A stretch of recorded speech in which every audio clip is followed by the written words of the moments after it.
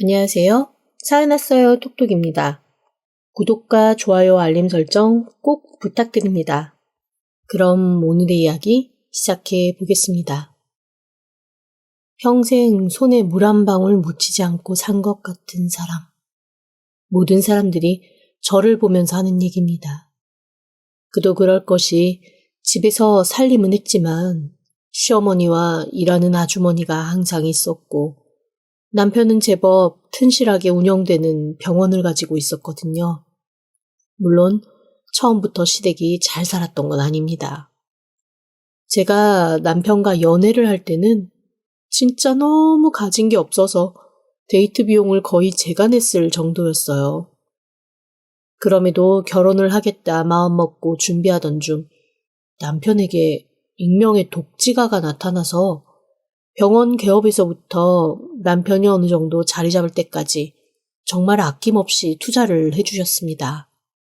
남편은 그 사람을 자기 인생의 키다리 아저씨라고 부르며 어떻게든 찾아보려고 했지만 찾을 수가 없었죠. 오죽하면 저랑 결혼할 때 숟가락 하나도 살 돈 없었던 그가 결혼 후에는 1년 만에 지하 단칸방에서 월세로, 다시 1년 뒤에는 전세로, 5년 뒤에는 자기 집을 가지고 사는 사람이 되었습니다. 처음에는 시어머니도 남편도 저한테 복덩어리라며 그렇게 저를 예뻐해 주셨어요. 남편이 저와 결혼 결심을 하면서부터 독지가도 붙고 남편 일도 잘 풀리기 시작했으니까요. 그리고 제가 지금은 일을 하고 있지 않지만 그전에는 꽤 큰 기업의 회장님 비서를 하고 있었거든요. 비서의 노하우를 모두 쏟아부어 병원 리셉션에서 한 3년 정도 고객 응대를 했습니다. 그랬더니 조금 돈이 있으신 노인분들이 저 병원은 너무 친절하다며 자기 친구들까지 다 끌고 오시고 사돈의 팔촌까지 있는 대로 소문을 내주신 덕분에 병원이 정말 급격히 성장할 수 있었습니다. 그렇게 남편은 한번 순풍에 올라타더니 그 다음부터는 승승장구했어요. 어느 정도 병원이 자리 잡고 나자 저한테 더 이상 병원에 나오지 말고 집에서 쉬던가 그냥 정말 사모님처럼 네 인생 즐겨라 라고 하더라고요. 시어머니도 몸도 약한 애가 자꾸만 밖에 나가서 고생하지 말고 어차피 집에 아줌마도 있겠다. 그냥 집에서 쉬면서 취미 생활이나 하라고 해주셨고요. 그렇게 집에 들어 앉았지만 그거는 또 그거대로 마음이 편하진 않았습니다. 시어머니와 하루 종일 있는 게 뭐 그렇게 편하겠어요. 그래서 저는 결국 1년 정도 지난 후에 집에 있으니 너무 무료하고 사모님 소리도 어색하다는 핑계와 함께 작은 공방을 차려서 밖에 나오게 되었습니다. 말이 공방이지 사실상 제 피난 장소예요. 제가 전통자수를 좀 좋아하거든요. 어렸을 때부터 할머니한테 전통자수와 전통 매듭을 오래 배워와서 나름 민간 자격증도 획득한 상태입니다. 지금은 많이들 찾지 않는다고 하지만 전통자수와 매듭을 결혼할 때나 기업체에서 어딘가 중요한 곳으로 선물 나갈 때 꼭 한 번씩 찾으시는 분들이 있더라고요. 금액도 그렇게 저렴하지는 않아서 나름 쏠쏠하게 운영하는 중입니다. 제가 그렇게 깃든 곳의 월세는 남편에게 손 벌리지 않고 낼 수 있을 정도라고나 할까요? 그렇게 공방을 운영하며 밖으로 나온 지도 10년이 훌쩍 지났습니다. 저희 부부에게 아이는 없어요. 그것도 제가 공방으로 나오게 된 이유 중 하나이긴 했습니다.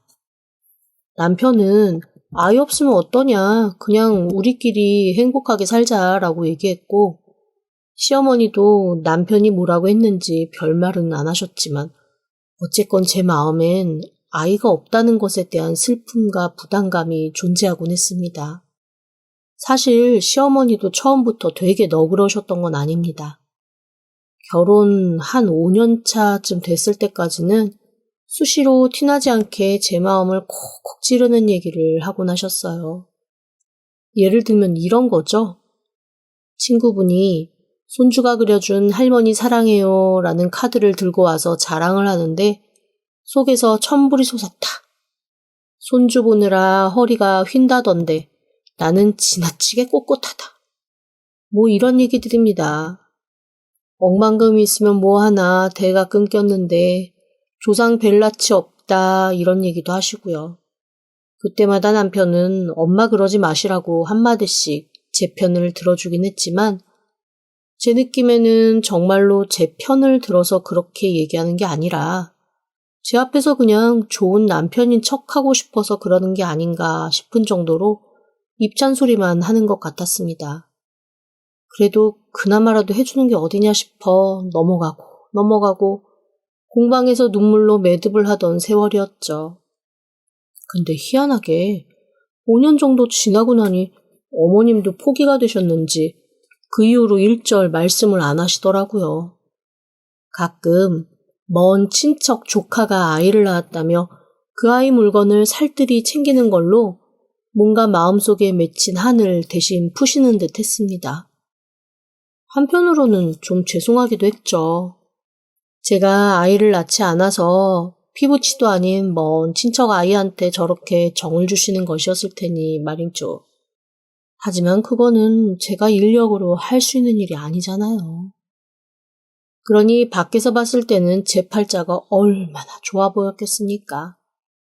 속썩이고 힘들게 하는 자식도 없고 남편은 의사에 시어머니가 집에서 살림 다 돌봐주시고 일하는 아줌마 쓰는데 취미처럼 하는 일도 있고 진짜 마님 그 자체로 보였겠죠. 하지만 저는 점점 더 조금씩 외로워지기 시작했습니다. 뭐랄까, 그냥 괜시리 공허해지는 느낌이었어요. 하지만 제가 공허하다는 걸 누구에게도 말할 순 없었습니다. 친정 부모님조차도 너만큼 속 편하게 사는 애가 어디 있냐며 제가 뭔가 불만을 얘기하려고 하면 감사할 줄 모른다고 타이르곤 하셨거든요. 그러던 어느 날입니다. 겉으로나마 평온하던 제 인생에 대격동이 발생하고 말았습니다. 그간 평온했던 것을 한 번에 뒤집어 엎기라도 하려는 듯 거의 쓰나미급 격동이었죠. 그날도 공방에 갔다가 집에 들어왔는데 일하는 아줌마 눈치가 영 이상하더라고요. 그 여사님이 제가 시집 오자마자부터 같이 지내며 일을 해주셨던 분이거든요. 저한테도 먼저 말 거는 법 없이 입도 무겁고 태도 역시 늘 한결같으십니다.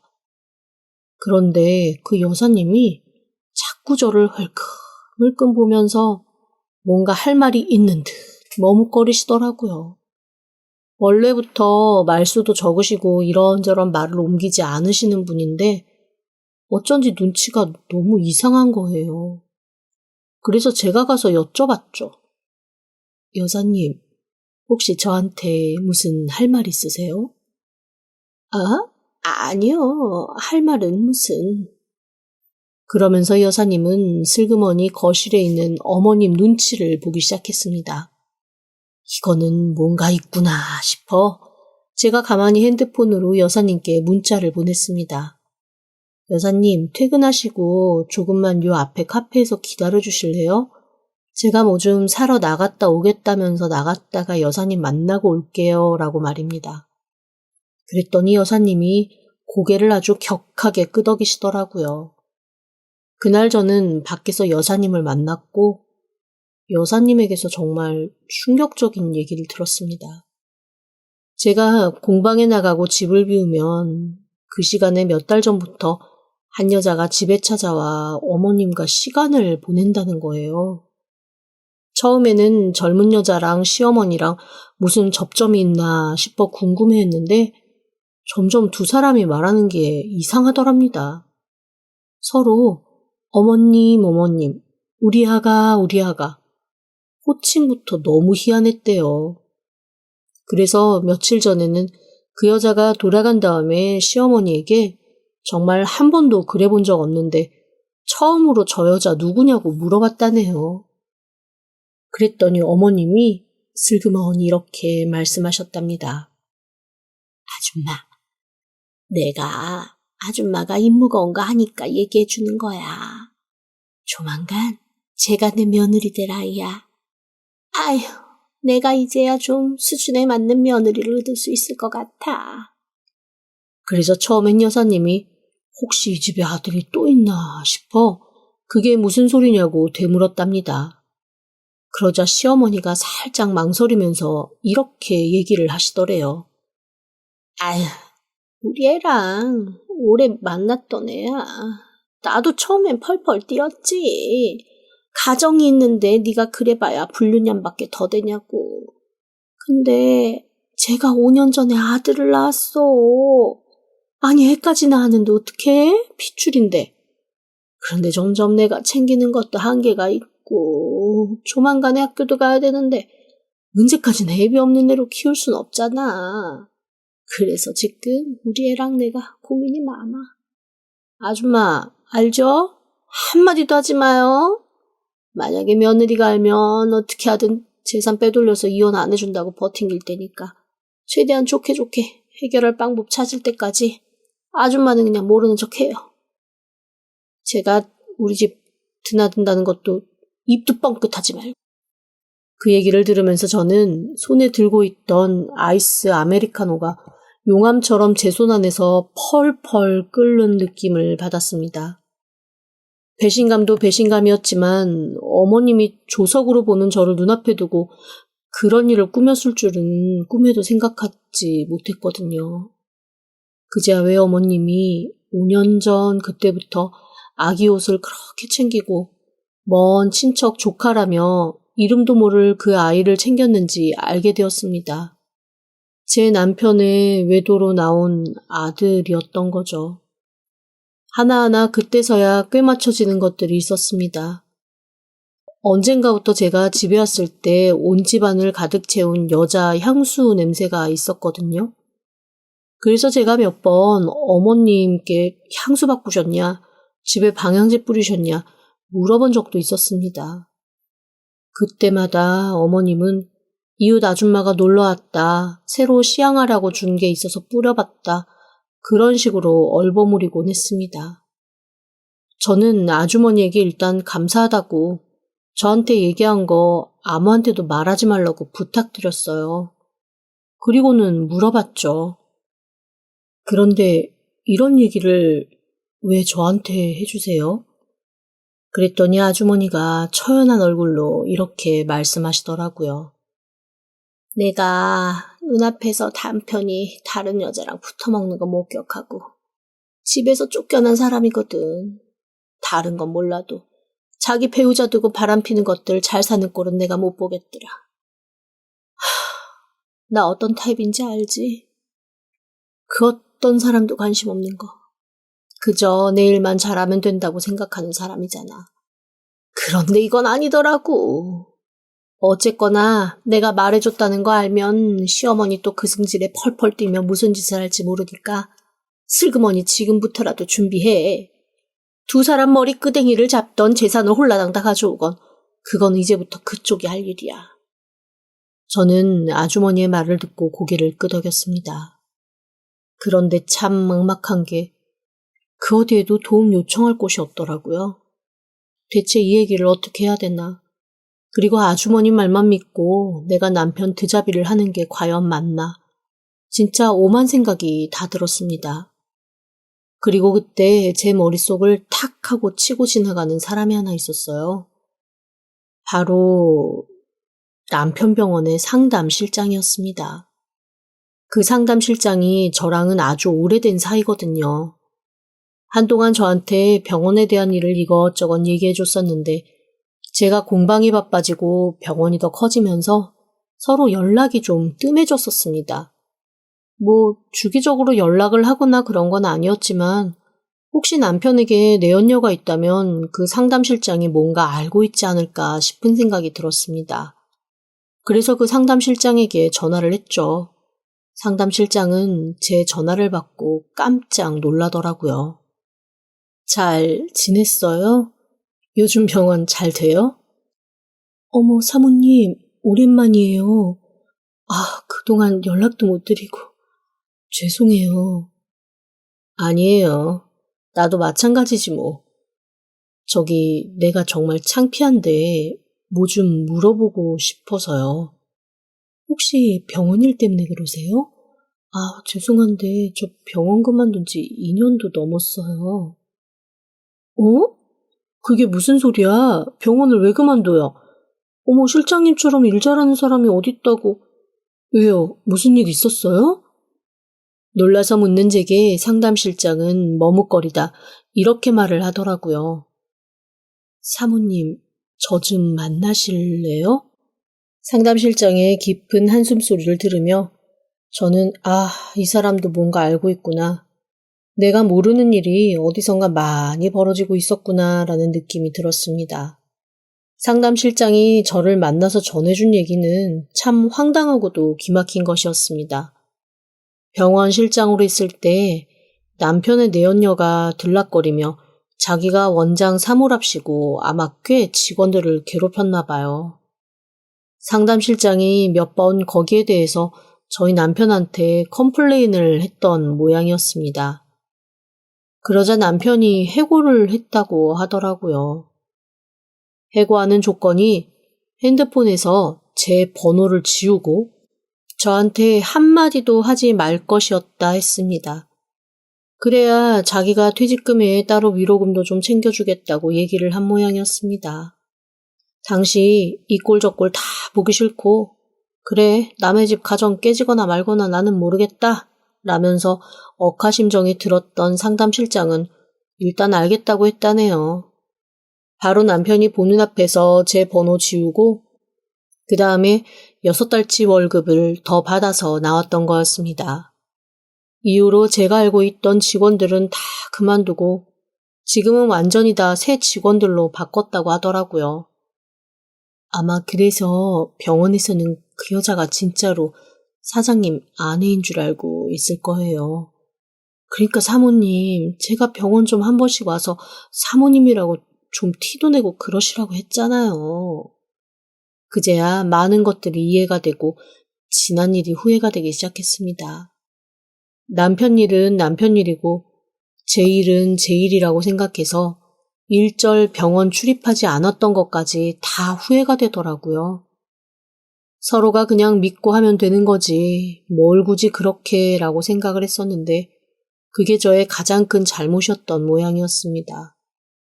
어쨌건 저는 그렇게 남편이 정말 본격적으로 바람을 피우고 있었다는 걸 실장을 통해 확실하게 알게 되었습니다.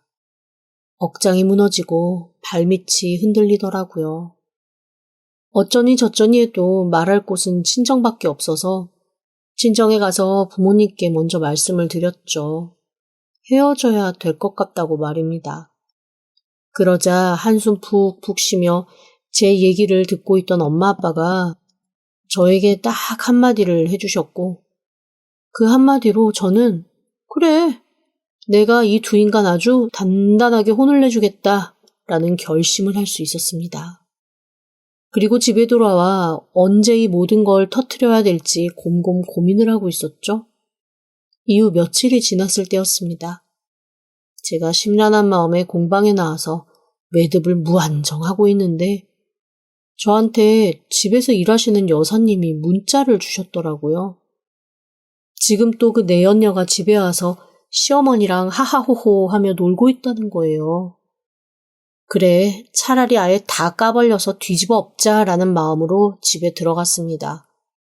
시어머니는 기절할 듯 놀라시더라고요.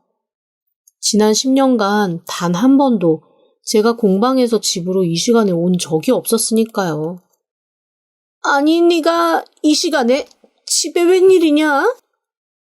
어머님이 며느리 하나 더 들이셨다는 소문이 공방까지 났네요. 그래서 구경하러 왔어요. 뭐?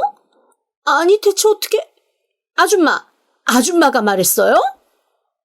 세상에, 여사님도 알고 계셨어요? 여사님 입 다물고 계셨던 건 제가 나중에 따로 얘기 좀 하시죠. 그나저나 저 여자 누구예요? 병원에도 소문 다 났던데요. 병원 와서 사모님 노릇한다고?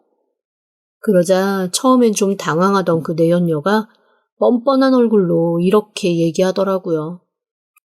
원래 소문이 진실을 만들기도 해요. 지금부터 이 집 사모는 나야. 당신은 떨려놨다고. 병원 직원들도 다 나를 사모로 알고 있다고 당신 입으로 얘기했잖아. 내가 사모라니까? 그리고 나한테는 이 집의 핏줄을 이어받은 아이도 있어. 당신은 나한테 뭘로 덤빌 건데? 그렇게 저와 그 여자는 팽팽하게 대치를 시작했습니다. 그리고 채 1시간도 지나지 않아 어머님한테 연락을 받고 온 듯 남편이 허겁지겁 집 안으로 뛰어 들어오더라고요. 그리고 저를 보고는 아주 뻔뻔하게 이렇게 얘기했습니다. 저는 사실 그래도 좀 기가 죽거나 안절부절 못하거나 저한테 사과라도 하길 기대했거든요. 그런데 참 기대가 무색하게 완전 뻔뻔한 모습을 보이더라고요. 그래, 뭐 조만간 어차피 내가 터뜨리고 얘기하려고 그러는데 본인이 이렇게 알았으면 할 수 없지. 야, 너랑 이제 더 이상 못 살아. 너랑 나랑 언젠가부터 의리로 만나고 의리로 사는 사이였잖아. 내 진짜 결혼 생활은 이 여자랑 하고 있다고. 그러니 구질구질하게 굴지 말고 깔끔하게 물러나. 그게 피차서로 좋잖아? 내가 위자료까지는 두둑하게 못 주겠지만 어쨌건 내 재산으로 꾸미 갔다가 꾸린 그 공방까지는 뺏지 않을게. 그러니까 좋은 말 할 때 공방이라도 얻고 싶으면 그냥 이혼서류 도장 찍어.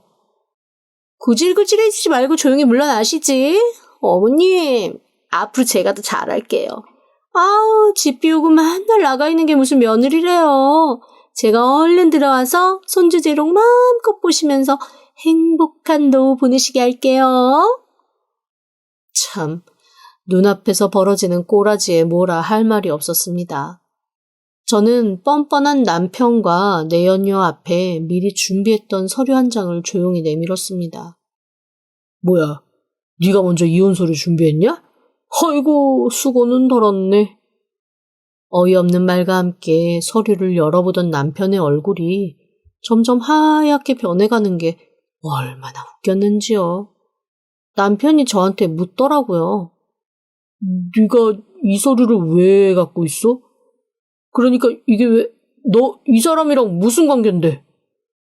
남편이 얼굴이 하얘져서 더듬더듬하니 시어머니가 얼른 그 서류를 갖다 읽고는 의아하다는 듯이 남편에게 물어봤습니다. 이게 무슨 말이니? 사회적, 도덕적으로 지탄받을 일을 할 경우 지금까지 투자했던 모든 걸 회수한다라고? 이건 무슨 말이야? 너 누구한테 투자받았니? 남편이 대답을 못하고 머뭇거리길래 제가 이렇게 얘기했습니다. 어머님, 제가 시집 오기 전에 이 집 어땠는 줄 아시죠? 어머님이랑 저 사람 빚만 가득한 채 반지하 단칸방에 살고 계셨잖아요. 그런데 제가 저 사람이랑 만나기 시작하면서 익명의 독지가가 저 사람이랑 계약을 맺었죠. 저 사람이 제대로 독립해서 일어날 때까지 아낌없이 투자를 하겠다라고 말이죠. 이게 그 계약서예요. 그런데 이 계약서에 조건이 있더라고요.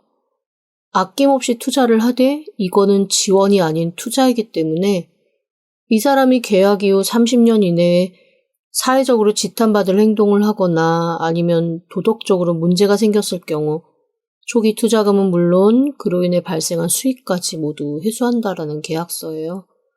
여기 정확하게 기재되어 있네요. 아, 그리고 병원도 알고 보니 이 사람이 자기 돈으로 한 게 아니더라고요. 그 투자자가 차려준 병원이지.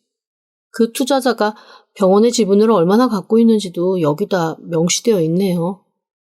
그러자 남편이 흥분해서 펄펄 뛰며 저한테 이러더라고요. 그러니까 네가 이 재단이랑 무슨 관계길래 네가 나한테 이 서류를 들이미냐고. 저한테 미친놈처럼 달려들길래 남편의 뺨을 쫙 올려붙이며 이렇게 말했습니다. 이 등신아, 그 재단 이사장이 우리 아빠다. 너 지금까지 우리 엄마 아빠 돈으로 이 부 다 축적하고 산 거야. 몰랐지? 그러자 남편이 멍하게 제 얼굴을 바라봤습니다. 저는 씩씩거리며 남편의 뺨을 한 번 더 올려붙였죠. 정신 차리라는 일괄과 함께요. 네, 그랬습니다. 저희 부모님이 남편의 키다리 아저씨였어요.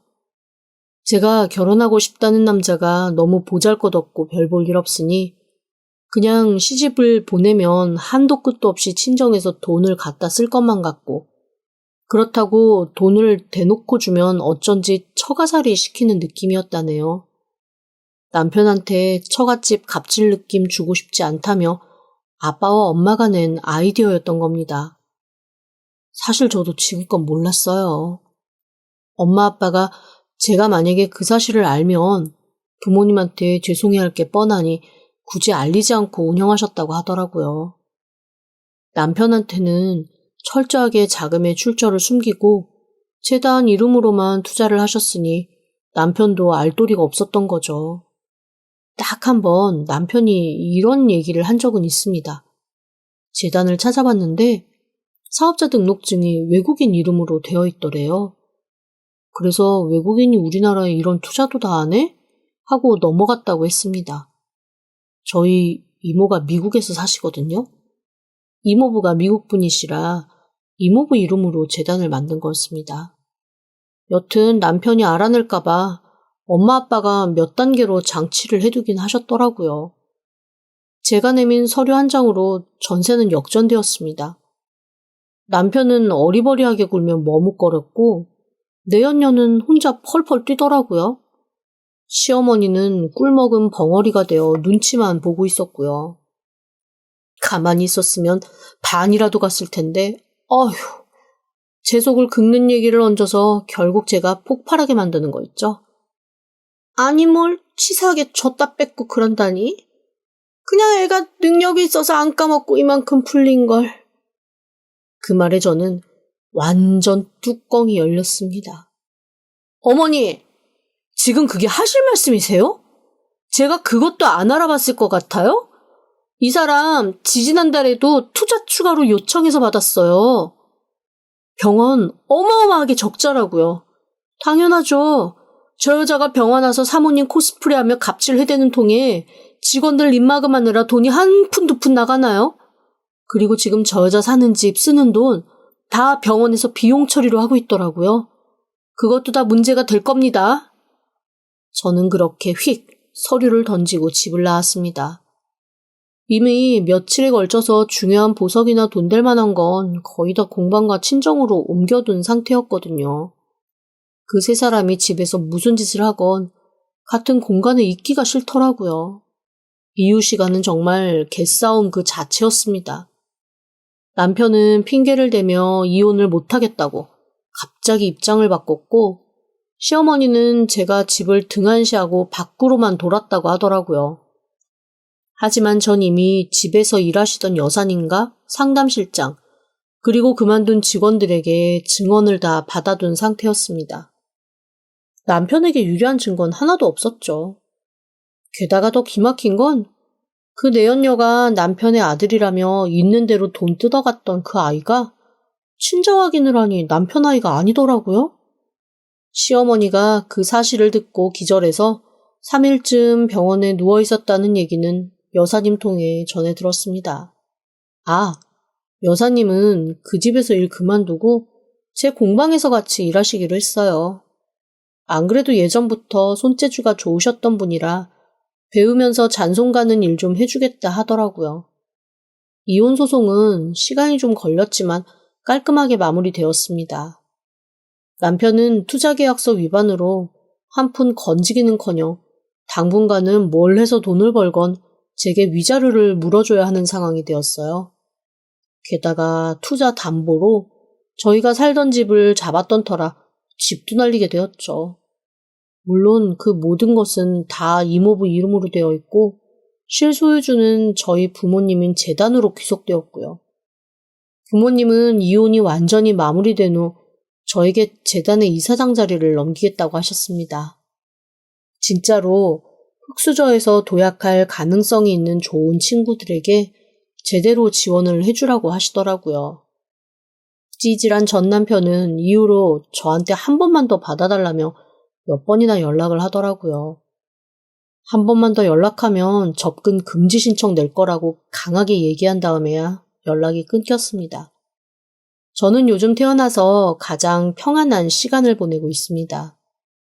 예전에는 눈물을 담아 매듭을 했다면 요즘에는 기쁨과 웃음을 엮는 느낌이거든요. 앞으로도 행복한 삶을 잘 살아내고 싶어요. 꽃매듭처럼 곱게요. 지금까지 들어주셔서 감사합니다. 구독과 좋아요, 알림 설정은 사연 왔어요 톡톡에게 큰 힘이 됩니다. 지금 바로 구독 부탁드립니다. 그럼 다음 사연으로 또 찾아오겠습니다. 감사합니다.